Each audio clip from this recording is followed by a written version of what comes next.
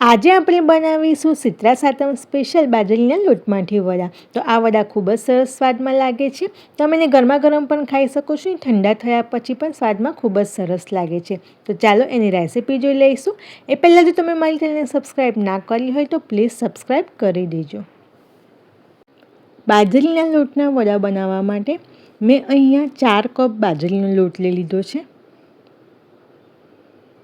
અને અડધો કપ ઘઉંનો લોટ લઈ લેવાનો છે. હવે ઘઉંના લોટમાં આપણે 3 ચમચી જેટલું તેલનું મોણ આપી દઈશું. તો તેલ મિક્સ કરી લઈશું. હવે બંને લોટ મિક્સ કરી લઈશું. હવે મસાલા કરી દઈએ. તો મેં અહીંયા 3 ચમચી જેટલું દહીં લીધું છે. એમાં 2 ચમચી જેટલો ગોળ લઈ લીધો છે. તો દહીંમાં ગોળ ઓગળી જાય ત્યાં સુધી સરસ અને મિક્સ કરી લેવાનું છે.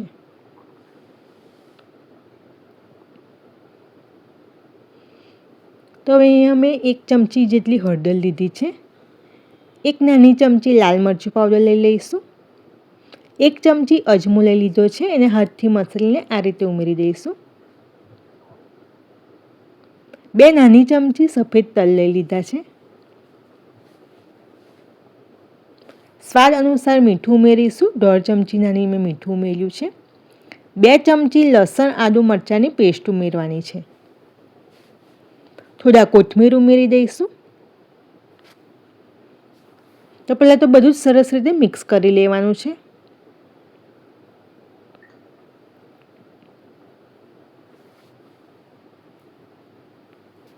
હવે એમાં થોડું થોડું પાણી ઉમેરતા જઈને લોટ બાંધી લઈશું.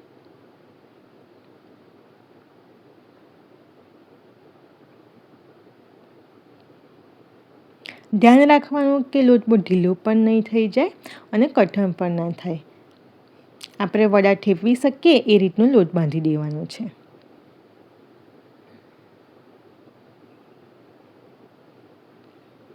તો બસ લોટ બંધાઈ ગયો છે.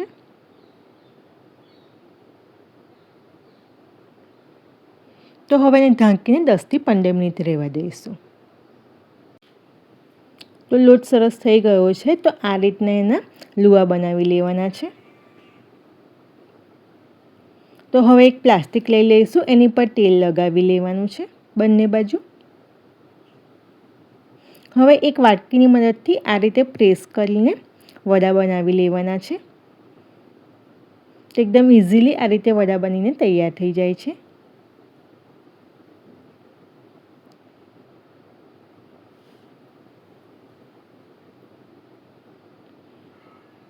અને તમારે આ રીતે ના કરવું હોય તો વેલણથી વણીને પણ આપણે વડા બનાવી શકીએ છીએ.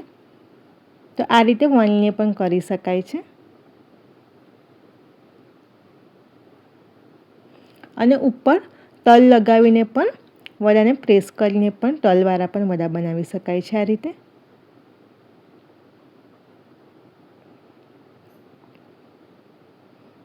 તો વડા આ રીતે પહેલાં બનાવી લેવાના. તેલ ગરમ થઈ ગયું છે. તો હવે વડા તળી લઈશું. આ રીતે એક પછી એક મૂકતા જઈશું અને વડાને તળી લેવાના છે. ગેસની ફ્લેમ મીડિયમ જ રાખવાની છે. ધીરે ધીરે આ રીતે વડા ફૂલી જશે એટલે પછી એને પલટાવી લેવાના છે. તો વડાનો કલર પણ સરસ ચેન્જ થઈ ગયો છે. ગોલ્ડન બ્રાઉન કલર થઈ ગયો છે. તો વડા તળાઈ ગયા છે. તો હવે એને કાઢી લઈશું. એ જ રીતે બીજા બધા વડા પણ તળી લઈએ.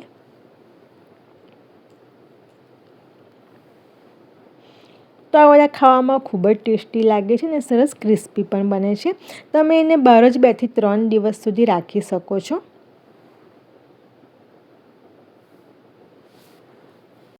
વડાને સર્વિંગ પ્લેટમાં સર્વ કરીએ તો આ વડા સ્વાદમાં ખૂબ જ સરસ લાગે છે અને સરસ ક્રિસ્પી પણ બને છે. તમે એને ગરમા ગરમ ચા સાથે, દહીં સાથે, ચટણી સાથે સર્વ કરી શકો છો.